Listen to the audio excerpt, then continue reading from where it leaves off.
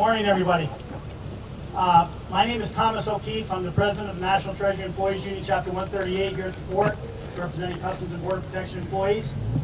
It is my honor and distinct privilege to now introduce to you the port director of the Port of Champlain, Paul Stephen Mungillo. Good morning, everyone. Thank you, Thomas. I want to first of all say I want to thank the National Treasury Employees Union and the chapter president, Thomas O'Keefe, for help sponsoring this event with the carnations, the wreath, coffee, and other things. I think we owe Thomas and the NTU a round of applause.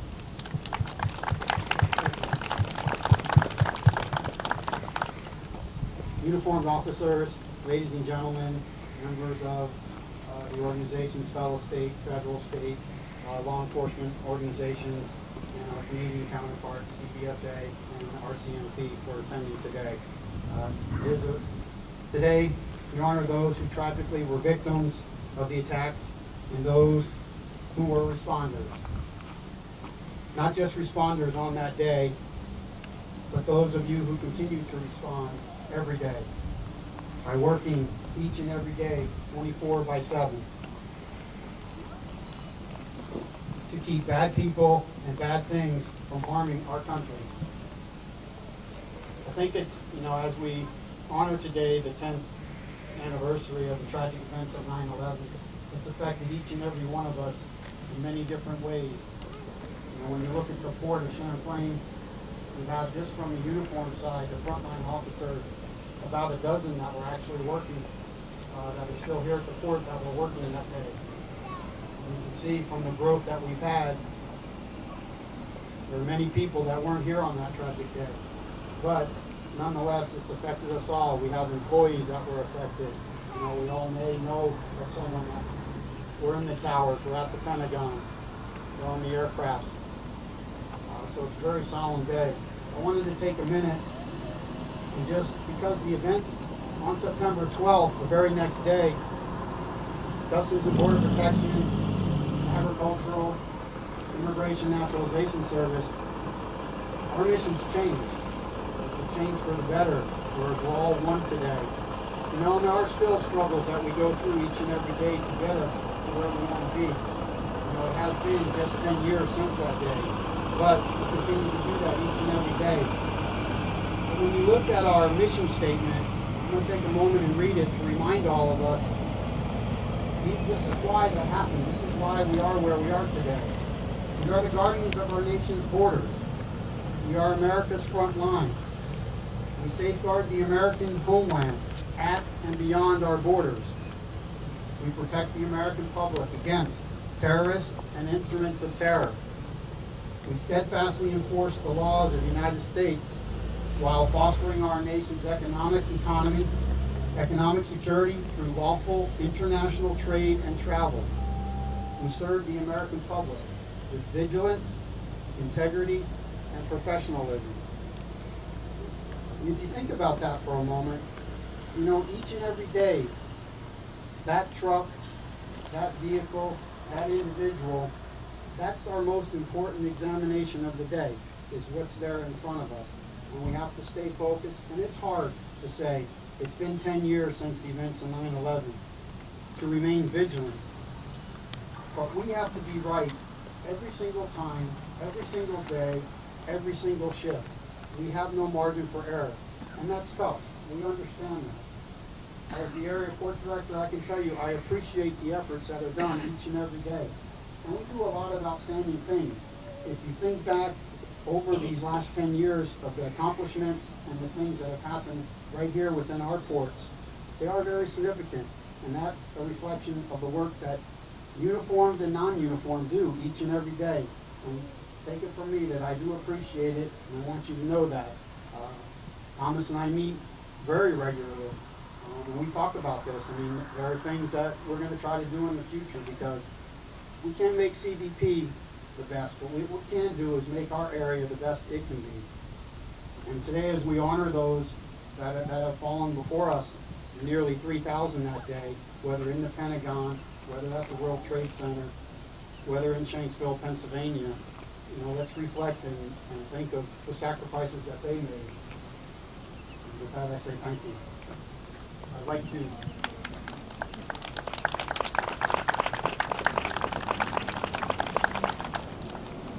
this time to reintroduce the Chapter 138 President, Thomas O'Keefe. I just want to build on something that Paul said. First of all, I just saw our Canadian counterparts. Welcome.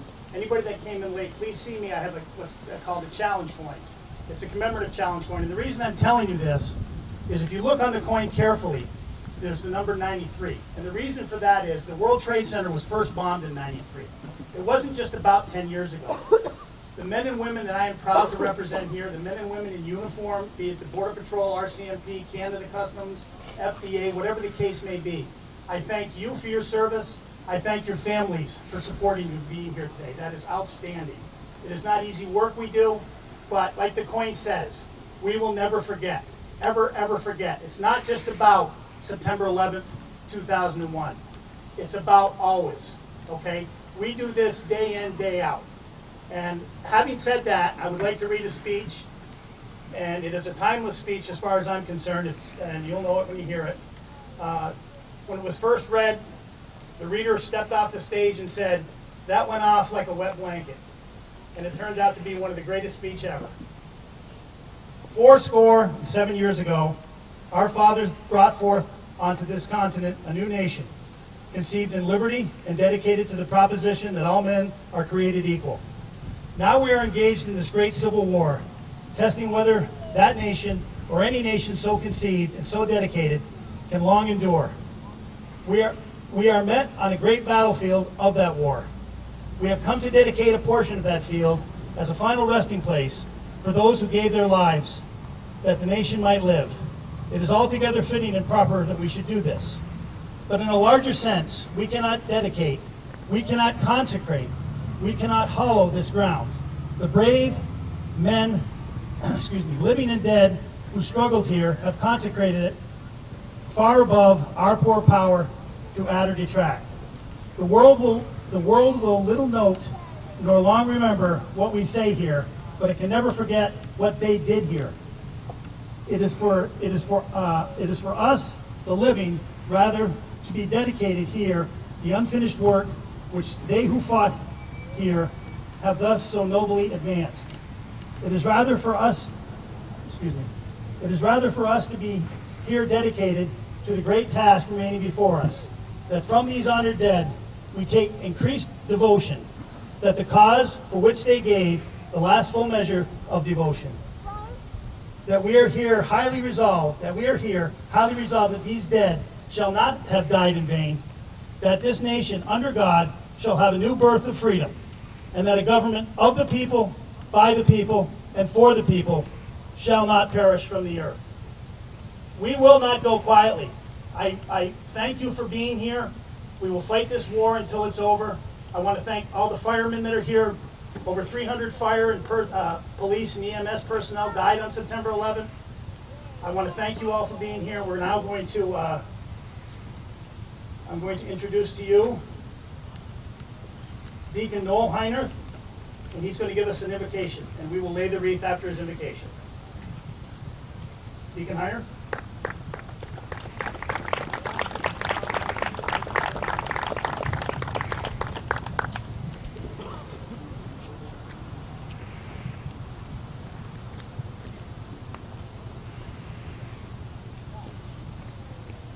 Almighty God, the 9/11 tragedy has been indelibly inscribed in our memories. We shed our tears in the common bond of grief for those we loved and lost. We journeyed through a dark valley, but your light has led us to a place of hope. You have turned our grief into determination.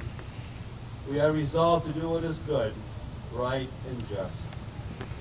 Help us to remember what it means to be Americans, a people endowed with abundant blessings.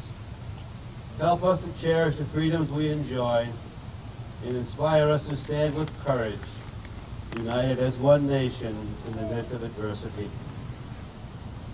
God of understanding, overwhelmed by the magnitude of this tragedy, we seek your light and guidance as we confront such terrible events. Grant that those whose lives were spared may live, so that the lives lost may not have been lost in vain. Comfort and console us, strengthen us in hope, and give us the wisdom and courage to work tirelessly for a world where true peace and love reign among nations and in the heart of all.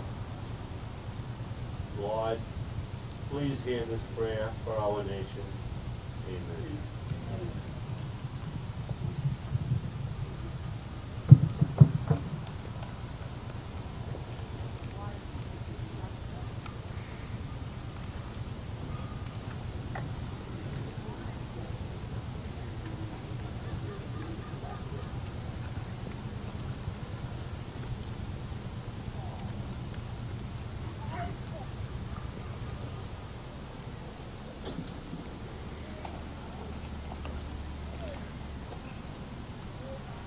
Honor guard, Ted. Hup! Freeze, Dad. Oh!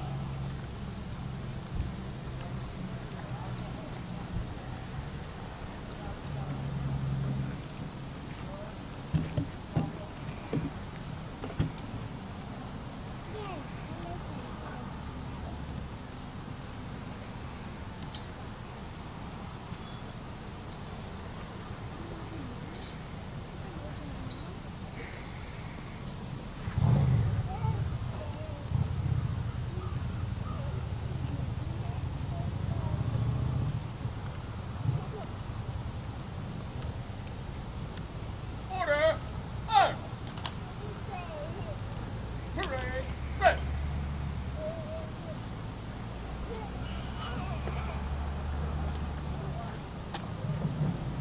Please join us all now in a moment of silence.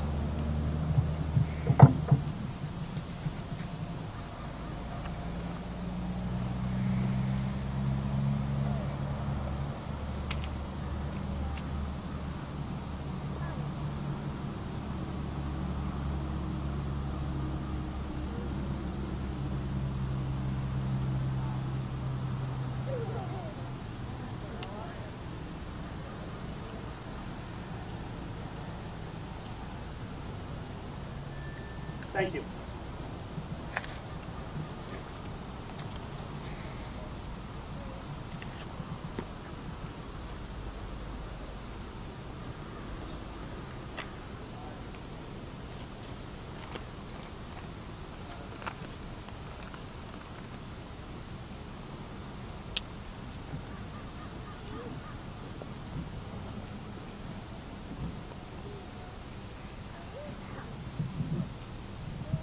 We are a little bit ahead of pace.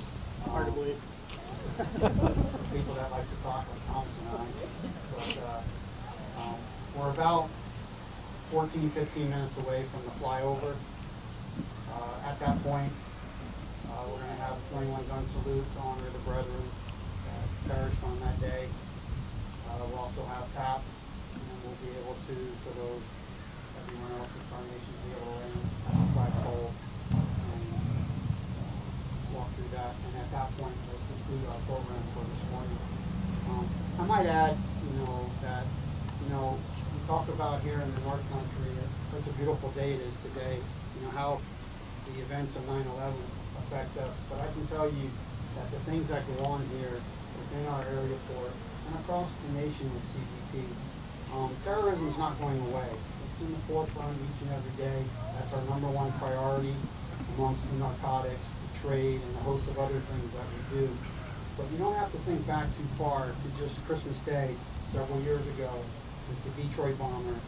Last summer in Times Square, the attempted improvised device. Just earlier this year in the spring, we had the synagogue bombers that were arrested. These things, Portland, Oregon, Christmas of last year, with the lighting of the Christmas tree and things.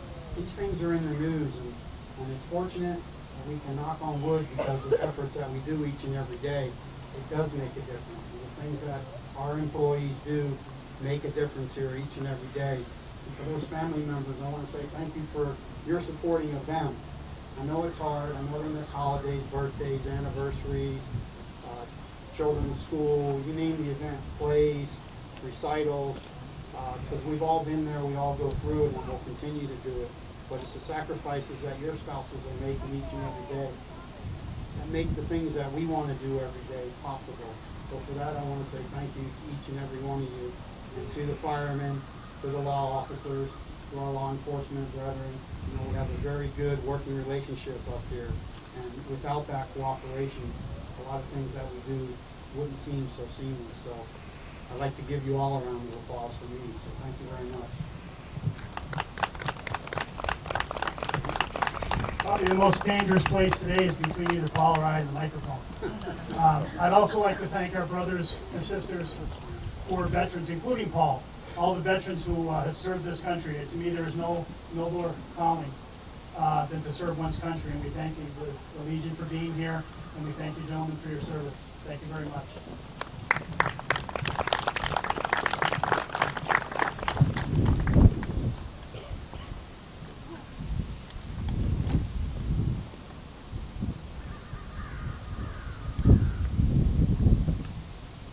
Watch plane never flies.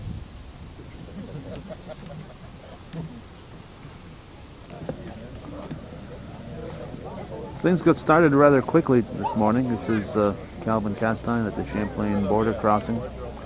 It's September 11th, 2011. This is a ceremony remembering the events that took place 10 years ago. We're awaiting for the 9:03 flyover.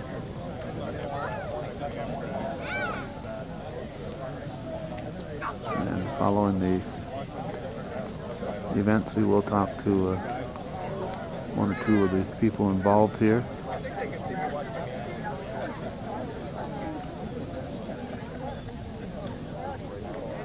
Everyone, of course, remembers where they were and what they were doing 10 years ago when they heard about this. Yeah, we kind of forget in the East Coast that the people on the West Coast, many of them woke up to the news. And it started approximately at 8:45, which would be 5:45 in the Pacific time zone.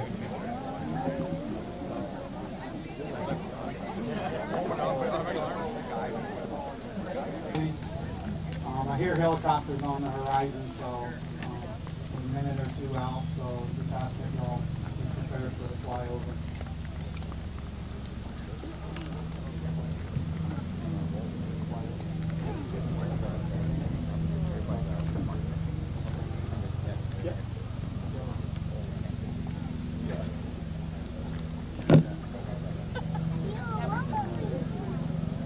We hear the chopper coming closer. Catching a flyby on camera is also a challenge. We're never quite sure exactly where the plane is going to appear.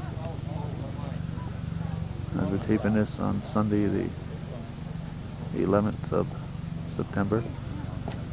Yesterday, on the Battle of Plattsburgh parade, there was a flyover, and a Homeland Security helicopter announced its arrival, hovering over the crowd, and suddenly again the jet flyover. Here's the helicopter.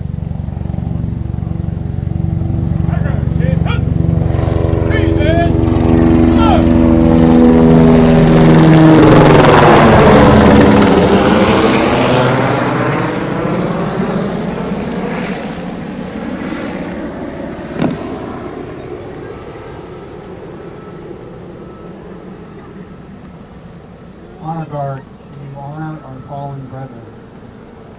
Order, up! Flag squad, 4, up! Ready, up! 8, fire! 8, fire! 8,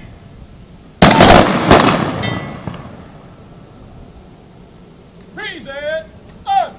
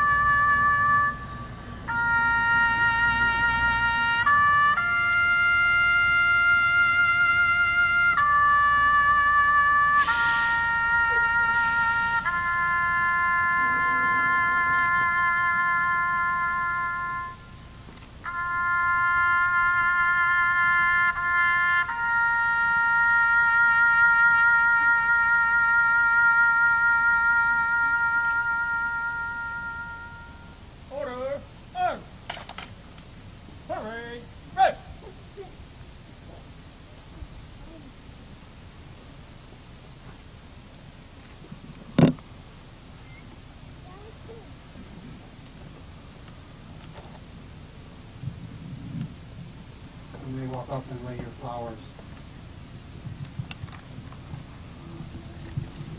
Thank you. This concludes today's ceremony. Fire squad, stand up.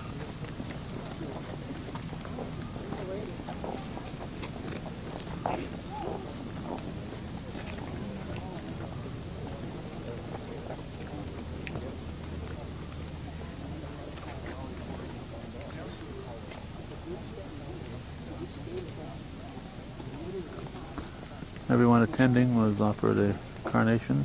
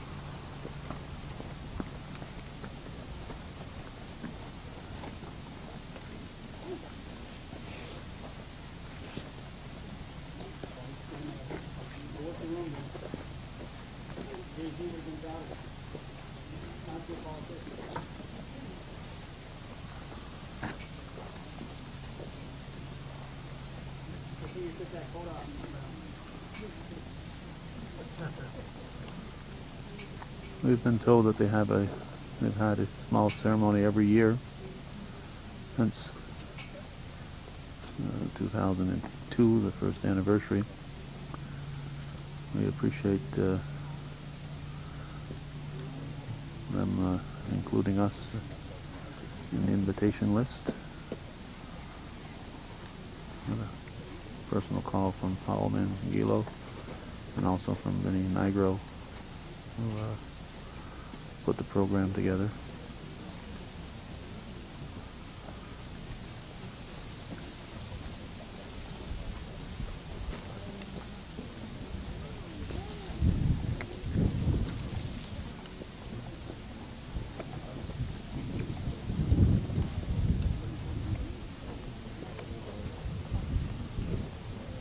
Temperature about 60 degrees on this Sunday morning.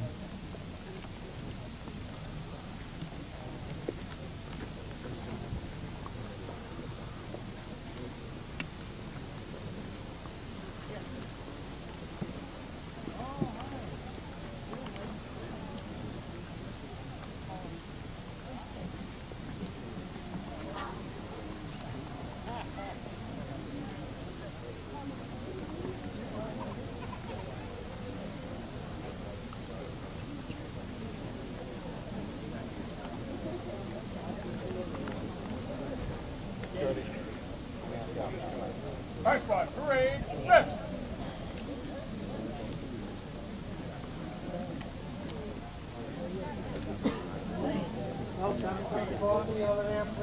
Fire squad, stand up.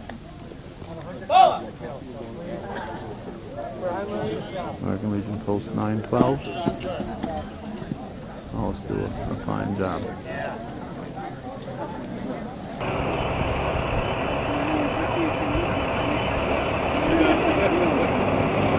Fire department from Champlain was here. Well, I think I'll take a moment right now to read the list of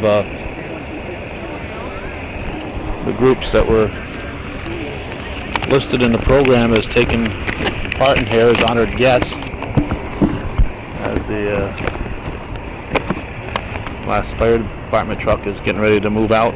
American Legion Post 912, of course that's from Rouse's Point. Canadian Border Services Agency, Champlain Fire Department, Champlain and Rouse's Point Police, Clinton County Sheriff's Department, Federal Bureau of Investigation, FBI obviously, Fish and Wildlife Service, Food and Drug Administration, General Services Administration, commonly referred to as GSA, Homeland Security Investigations, New York State Police, Office of Air and Marine, Royal Canadian Mounted Police, U.S. Border Patrol, U.S. Attorney's Office, NDNY, and U.S. Department of Agriculture. They were all honored guests here on this September 11th program. How was that? Good? You did a great job, Paul, and I want to congratulate you on putting this event on. Vinny Nigro also was on the planning committee, was he? Vinny called me shortly after you did, so I appreciate you inviting us to this. This is something that takes place every year? It's something that this has been unfortunately the 10th anniversary of the events of 9/11, and each year we've had a wreath laying ceremony, the flower. It's also not only Supervisor Nigro, but also the National Treasury Employees Union and Thomas O'Keefe, the president, something that we do collaboratively, and it's a good thing. As you can see from the turnout, this year being it's on a Sunday, I even had families involved. We like that we have our Canadian counterparts, both CBSA and RCMP, able to attend, the federal, state, and local, U.S. Border Patrol, County Sheriff, State Police, the ambulance and fire from the community. So it's a community event just held here at the port. So this is one of the larger ones that you've had because it's the 10th anniversary as far as attendance and so on? Yes, it was a very good turnout today. As you can see, it's a beautiful day, cloudless day. Again, we get the Air and Marine helps out with the flyover. This year we had the American Legions, we had the TAPS, we had the 21-gun salute to honor our fallen brethren. So a lot more participation, but it's something that we need to remind ourselves each and every day. This is what we do, and this is why we've done it, the sacrifices that have been made before us. And besides planning for this event, this has probably been, I would assume, a very busy time for you guys, because the fear is that something will happen today or might happen today, and you've got to be extra. Not that you're not already at 100, you got to go be like Pete Rose, 110%. That's true. We have to be vigilant each and every day. As I mentioned earlier, we have the opportunity each and every day. We have to be 100% right. Unfortunately, that's the nature of the work that we do. Whereas terrorists, they only have to be right once. And it's a daunting task. I mean, we sit in a corridor that's, Montreal just 45 minutes to our north, New York City 5 hours to our south, but if you consider the whole eastern seaboard from Boston to Washington, D.C., that's all within a day's drive, and you can cross right here at the port of entries, and you have the whole eastern seaboard covered. So you're right, this week in particular, we've had to be vigilant again, because you don't know. You have to, as I mentioned, each and every day, that inspection, that vehicle, that bus, that train, that truck, that airplane, that boat, that vessel is your most important examination at that time. Now, your area of coverage personally, I know that you're here at the Champlain Port of Entry, but you're also in charge of other ports in the area, aren't you? Yes, my area of responsibility goes from Rouse. It covers 10 land border ports of entry of the 17 on the northern border of New York. They go from Rouse's Point all the way to Fort Covington. And also under my area of responsibility is the airport and seaport in Albany, which about 175 miles to our south as we're standing here today. So it is a broad area, but again, we have a lot of dedicated people. We have the staff and the resources to do what we need each and every day. And I might add, several of those ports of entries, Cannons Corners and Churubusco, are getting brand new facilities to modernize and to help the employees do their jobs more efficiently with the modern facilities, as you see here at the Port of Champlain. Yes, because we've followed the development here very closely because it's right here in my backyard, but a lot of effort and thought went into redeveloping here. Now, so Churubusco will be staying open? Churubusco is staying open, although our counterparts, the CBSA, have closed their port going north. But their efforts, much higher levels than mine in the political area, to try to, have that port open. They're looking at different types of programs and different things. But again, that's the Canadian government, CBSA, in conjunction with the U.S. government, are looking for viable solutions for that. Okay. As I mentioned on camera a little while ago, we in the East Coast tend to forget that not everybody was awake on at 8:45 on that September 11th, 2001. If you look back to the west of here, the East Coast, the West Coast, it's 5:45 in the morning. Now, you were in the Central Time Zone at the time? Where were you? I was actually stationed in the Port of Philadelphia. Okay, Eastern Time. So I was on the Eastern Time Zone. I actually had an afternoon shift that day, working at 1400, 2 o'clock in the afternoon. As I recall that day, it was, I was on the internet, and there was a caption that had a picture of the World Trade Center and talked about a small aircraft had crashed into it, and just moved on about my day. As I left for work, you turn on the radio, and they're talking about the World Trade Center towers had collapsed and we were under attack, and I turned right around on the street, went right back home, turned on the TVs. I kind of got in tuned, saw what was happening, went to work. And as I mentioned, our job changed the very next day. Our mission changed. We were now, terrorists was our first and foremost, as historically for 200 plus years had been narcotics, collecting taxes, a host of other trade issues that we were always, and we still do that today.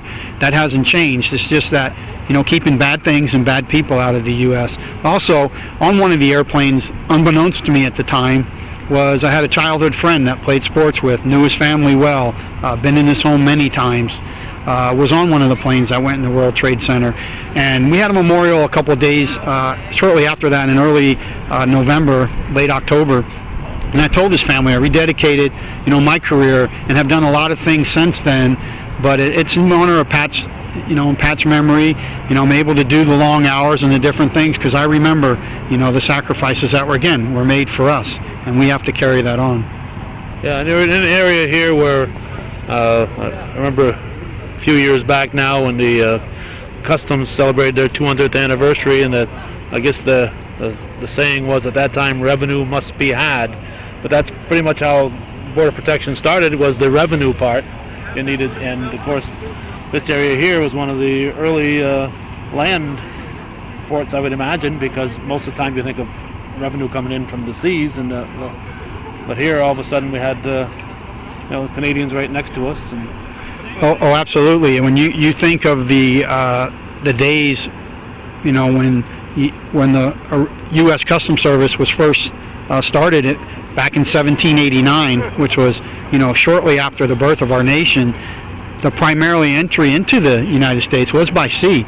And when you look at a lot of the laws, a lot of the different regulations, rules, directives and things was more sea-based, and you kind of see that in some of the laws, although they've been changed over the years to add all modes of transportation. But you're right, it is, and when you have a land border such as here, it is protecting the revenue.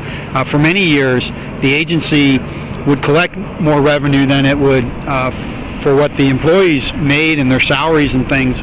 That's been surpassed by the Internal Revenue Service, a few years back. But it's still, even when you think of the free trades and all the trade agreements we have around the world, the NAFTA, North American Free Trade, again, around the world, we still collect, just right here in a year's time, we're collecting, $10 billion, in a year. So it's quite significant, the amounts of monies that you're getting. so in addition to protecting our lives, you're also generating a lot of revenue here at the border crossings. Right, because we're we're one of the busier ones, the 5th largest on the northern border as far as trade coming in, and again, that's a big area because you want to protect the revenue. Whether you're countervailing duties, anti-dumping, claiming NAFTA and it's not NAFTA, and then all the legitimate things that are coming in because of NAFTA. We don't want to stand in the way of that, the trade, because each day, each truck that would be delayed, it costs the government revenues, and it costs the manufacturer. It goes all the way back to the importer, to the manufacturer. So we don't want to stand in that way, but at the same time, we want to protect the revenues as well, and we do a very good job of that. The facility helps in that we don't have those long backups here at the port. So that, again, it's all attributed to this beautiful facility that we have. I know we won't keep you too long here because you've got people to talk to and see over there, but at one time customs and immigration were pretty segregated. Are they pretty much commingled now? Is it one entity? Or? It's been one entity. In 2003, when the Department of Homeland Security was formulated, it brought in 22 separate agencies into the one department, unheard of in the history prior to that. And with that, within Customs and Border Protection, us here along the border, is the field operations. We brought the 3 entities: what was the Immigration and Naturalization Service, the Agricultural, United States Department of Agriculture, along with United States Customs Service, and we made it one. It hasn't been easy. Sure, I wouldn't be truthful if I said we don't still have struggles in maintaining it and putting the one face at the border. But when you look at the totality of where we were to where we are today, we're leaps and bounds, but we still have a ways to go. And we do that each and every day, that integration, so that, it is a seamless process as those are entering the United States here on the northern border. Okay, well, we appreciate the revenue that you generate, but we certainly appreciate even more the safety that you provide us by being here and doing your job. And it's a pleasure of ours. Believe me, we're honored to do it each and every day. And like I say, we have a very dedicated staff. They know their duties and responsibilities, and we're trying to be the premier law enforcement agency around the world. We're professional. Doesn't mean that we don't stub our toes now and then, but we're human. But at the same time, we want to have a humanity to when people coming in. We want the legitimate trade and travelers to enter the United States seamless. There have been many changes, many programs added with just in crossing the border for, using the WHITI, the Western Hemisphere Travel Initiative, having the documents, the U.S. passport cards, Nexus, Sentry, Fast cards, to help facilitate that entry so you don't spend the long lines. And we just completed another summer season, what I call the 100 days of summer, Memorial Day to Labor Day. It probably was a little bit busier than years past. However, it seemed seamless. The waits weren't as bad as they've been in the past. We look at our operations every day to improve how we can facilitate the legitimate trade and travel, and we do a good job with that. And changes are seamless all the time, but it's what we're trying to strive to do. Keep it up. We appreciate it. Thank you, Paul. All right, Calvin. Thank you. That was Paul Mangila, the port director. Here's Tom Keefe, the union representative. Union president, yep, National Treasury Employees Union, Chapter 138 here in Champlain. We represent Customs and Border Protection employees from Champlain, Alex Bay to Albany. Now, you're a local boy. You grew up right here in Champlain, but working here at the border is kind of in your blood, isn't it? Yes, it was, Calvin. My dad, who passed away in 1982, was a customs inspector, and I proudly followed in his footsteps. So it's a real pleasure to have spent almost 28 years here now. It's been a while. So that was shortly after your father passed, then? Yes, it was. I started in the Clinton County Sheriff's Department, and then I came up here in 1984. And I kiddingly say we have what's called now as a Customs and Border Protection Officer.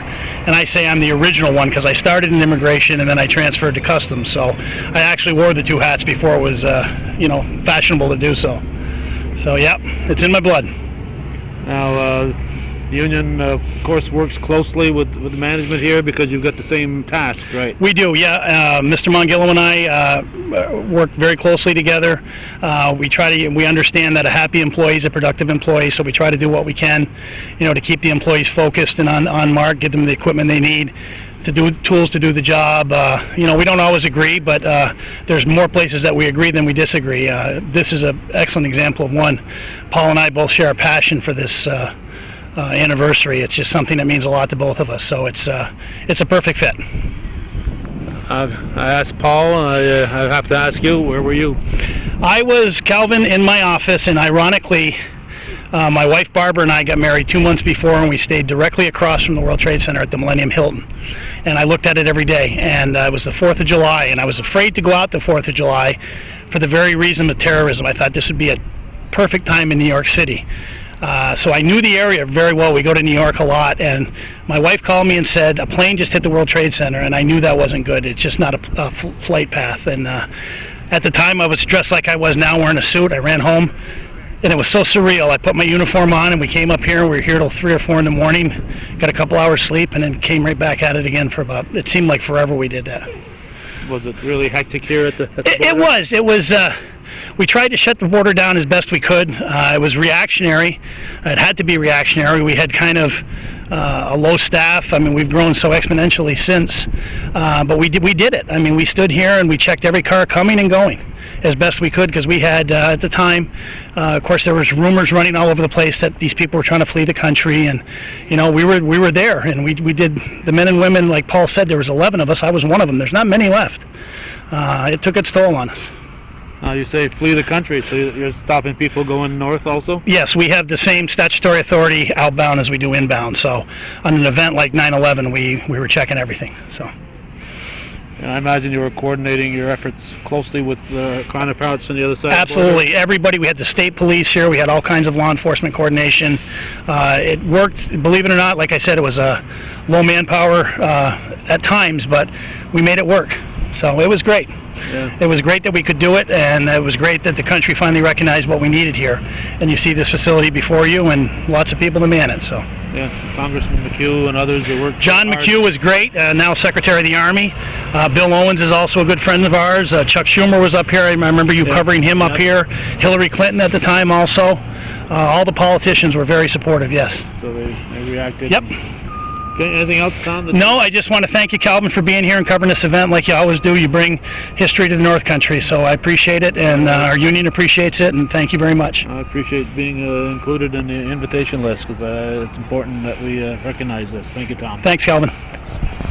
That's Tom Keefe, Champlain fellow. Well, this will conclude our Remembrance Day 2011 event here at the Champlain Port of Entry. As was alluded to, this is a very busy port, one of the main ports on the northern border, a direct route between Montreal and New York City. This has been a September 11th, 10th anniversary memorial service, and I think congratulations go to everyone involved for putting on a very tasteful and memorable event. Thanks for watching Hometown Cable.